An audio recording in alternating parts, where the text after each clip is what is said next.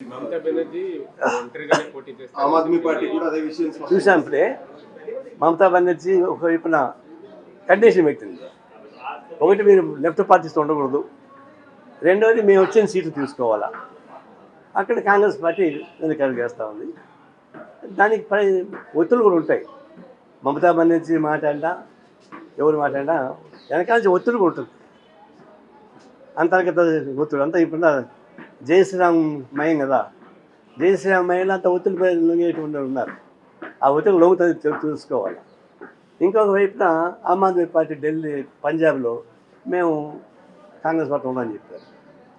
దీనివల్ల నష్టం రెండు రకాలు. ఒకటి, ద్వైలస్వీయ మానసిక వల్ల అంటే కాంగ్రెస్ పార్టీ సంకుచితంగా వ్యవహరిస్తూ ఉందా తెలుసుకోవాలి.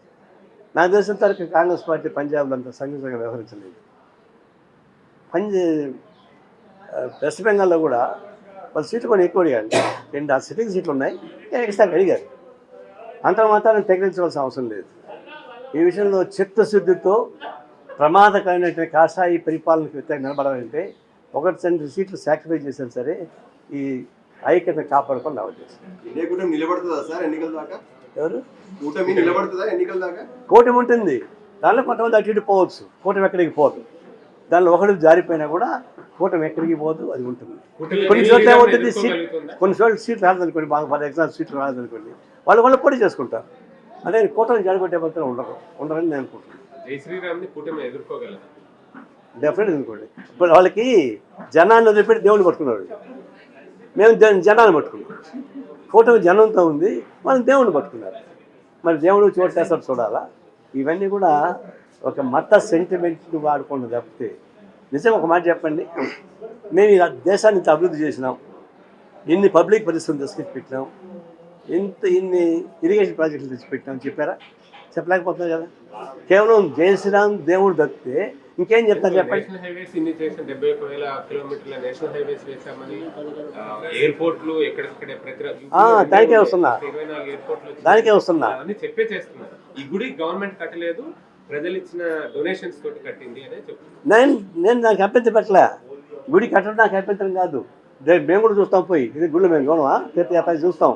కానీ ప్రధానమంత్రి, మన సెక్యులర్ స్టేట్కి ప్రతినిధిగా ఉండేటువంటి ప్రధానమంత్రి, సెక్యులర్ స్టేట్ ప్రధానమంత్రి ప్రతినిధి ముఖ్యమంత్రి, వీళ్ళు ఎట్లా డైరెక్ట్గా పార్టిసిపేట్ చేస్తారు? 91 నుంచి వాళ్ళు ఎన్నికల మేనిఫెస్టోలోనే పెట్టారు గుడి అన్నదాన్ని. పార్టీ మేనిఫెస్టోలో పెట్టిందని ప్రభుత్వ పరంగా ఇంప్లిమెంట్ చేయడం. మీరు మేనిఫెస్టో కట్టలేదని మేనిఫెస్టో ఇది ప్రైవేట్ అఫైర్, అంటే మీ పార్టీ అఫైర్. కానీ మరి ఒక కాన్స్టిట్యూషన్ ఉంది కదా, ఆ రాజ్యాంగాన్ని భద్ర కొడతామని చెప్పేసి పద్ధతుల్లో సాధ్యం అవుతుందా? లేదు. రాజ్యాంగంలో ఉంది మతానికి రాజకీయాలకి సంబంధం ఉండకూడదు. This is religious institution separate, political institution separate. Political institution అందరూ కలిసి ఉంటారు, రిలీజియస్ ఇన్స్టిట్యూషన్ ఆ రిలీజియసే ఉంటారు. కాబట్టి ఇది రాజకీయాలకు ఉండకూడదని మా కోరిక.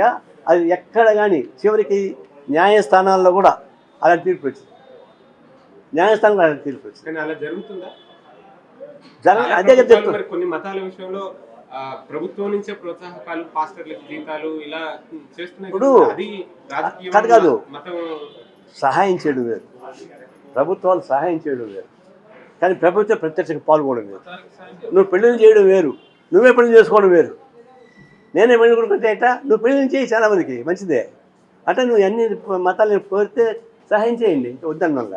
కానీ మీరే దానికి క్రియాశీలంగా ఉండడానికి వీలు లేదు. అది మా అది రాజ్యాంగం చెప్పినటువంటి సూత్రం, అంబేద్కర్ రాసినటువంటి సూత్రం.